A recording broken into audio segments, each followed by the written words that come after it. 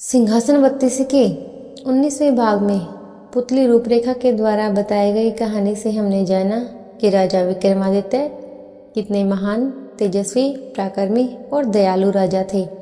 अगले दिन पुतली ज्ञानवती ने सुनाई राजा भोज को राजा विक्रमादित्य की महानता की कहानी। नमस्कार, भक्ति कथा और कहानी में आपका स्वागत है। तो आइए आप जानते हैं 20वीं पुतली ज्ञानवती ने राजा भोज को क्या कथा सुनाई।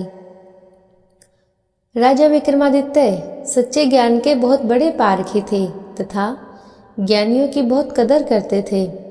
उन्होंने अपने दरबार में चुन चुन कर विद्वानों, पंडितों, लेखकों और कलाकारों को जगह दे रखी थी तथा उनके अनुभव और ज्ञान का भरपूर सम्मान करते थे।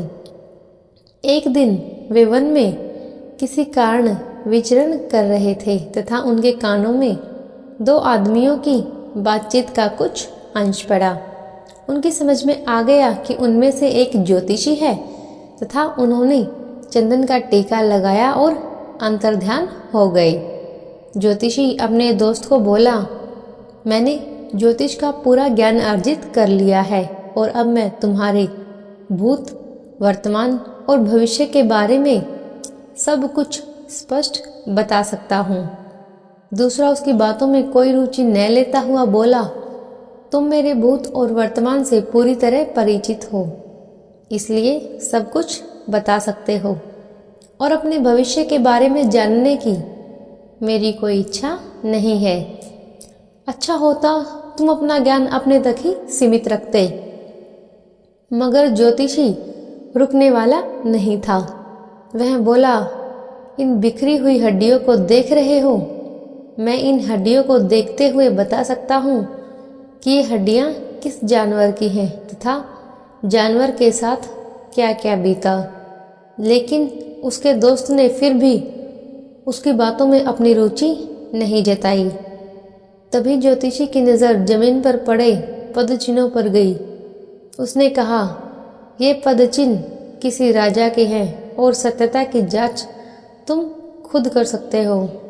ज्योतिष के अनुसार राजा के पाँव में ही प्राकृतिक रूप से कमल का चिन्ह होता है, जो यहाँ स्पष्ट नजर आ रहा है। उसके दोस्त ने सोचा कि सत्यता की जांच कर ही ली जाए, अन्यथा यह ज्योतिषी बोलता ही रहेगा।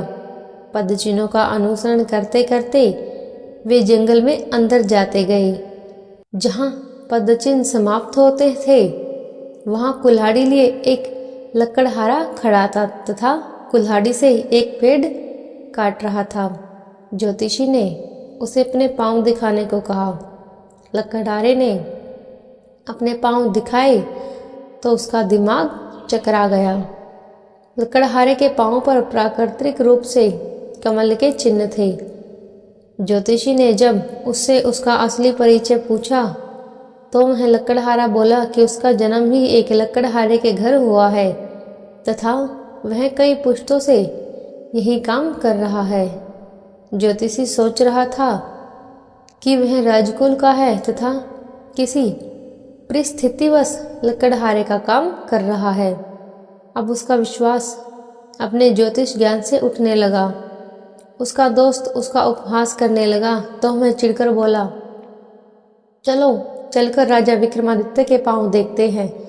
अगर उनके पाँव पर कमल चिन्ह नहीं हुआ तो मैं समूचे ज्योतिष शास्त्र को झूठा समझूंगा और मान लूंगा कि मेरा ज्योतिष अध्ययन बेकार चला गया। वे लकड़हारे को छोड़ उज्जैन नगरी को चल पड़े। काफ़ी चलने के बाद राजमहल पहुँचे। राजमहल पहुँचकर उन्होंने विक्रमादित्य से मिलने की इच्छा जताई। जब विक्रम सामने आए तो उन्होंने उनसे अपना पैर दिखाने की प्रार्थना की। विक्रम का पैर देखकर ज्योतिषी सन्न रह गया। उनके पाँव भी साधारण मनुष्यों के पाँव जैसे थे। उन पर वैसे ही आड़ी तिरछी रेखाएं थी। कोई कमल चिन्ह नहीं था। ज्योतिषी को अपने ज्योतिष ज्ञान पर नहीं बल्कि पूरे ज्योतिष शास्त्र पर संदेह होने लगा। वह राजा से बोला, ज्योतिष शास्त्र कहता है कि कमल चिन्ह जिसके पाँव में मौजूद हो वह व्यक्ति राजा होगा ही, मगर यह सरासर असत्य है। जिसके पाँव पर मैंने ये चिन्ह देखे वह पुश्तैनी लकड़हारा है। दूर दूर तक उसका संबंध किसी राजघराने से नहीं है।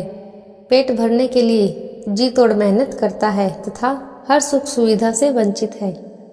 दूसरी ओर आप जैसा चक्रवर्ती सम्राट है, जिसके भाग्य में भोग करने वाली हर चीज़ है, जिसकी कीर्ति दूर दूर तक फैली हुई है।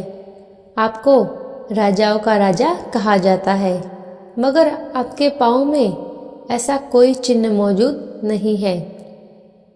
राजा को हंसी आ गई और उन्होंने पूछा, क्या आपका विश्वास अपने ज्ञान तथा विद्या पर से उठ गया? ज्योतिष ने जवाब दिया, बिल्कुल, मुझे अब रत्ती भर भी विश्वास नहीं रहा। उसने राजा से नम्रतापूर्वक विदा लेते हुए अपने मित्र से चलने का इशारा किया। जब वह चलने को हुआ तो राजा ने उसे रुकने को कहा। दोनों ठिठक कर रुक गए। विक्रम ने एक चाकू मंगवाया तथा पैरों के तलवे को खुरचने लगा।